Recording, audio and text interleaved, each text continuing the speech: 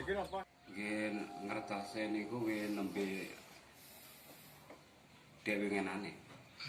Dan pas purane iku lho pun niku kan panci dirahasiakne to sing riyen niku anu tapi dereng ngertos iki enten masalah tapi masalahe terus pundi niku dereng ngertos. Nah sing yogane niku nggih enten sing pun semarep tapi sing ibu niku mboten semarep. Ibu kan pun sepuh. Panjenengan ngertos. Nggih ngertos tapi ngertos anu masalahnya mboten ngertos masalah ngoten niku mboten ngertos. Mboten disukani ngertos. Cuma ngertos teng mriku cuma. Nggih enten masalah ngoten. Tapi mboten sampai semerep. Ini selama di penjara 2 tahun setengah apa lho? Nek mboten di penjara niku.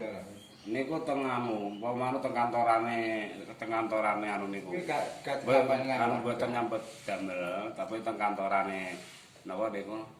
Nggih, TKI niku kantoran ngoten niku lho, mboten nyambut damel teng anu. Mboten nyambut damel teng kene napa niku. Juragan niku. Juragan niku mboten. Tak suwene 3 tahun niku. Berarti mboten di penjara mboten ya informasi ini. Mboten di penjara niku. Kan ngaten kalih nunggu prosese napa niku. Sidang ngoten niku anu tiyang mboten di penjara. Soale nek di penjara niku kan mboten saged telepon-teleponan, mboten saged medal gitu.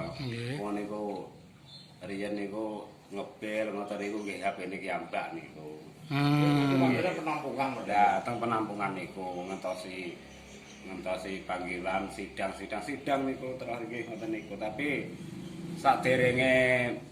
saderenge muncul napa niku kemenangan niku nggih to. Alhamdulillah niku kan mboten bersalah mboten menang. Saderenge niku mboten enten kabar ngoten niku. Sing persidangan napa mboten anu blas.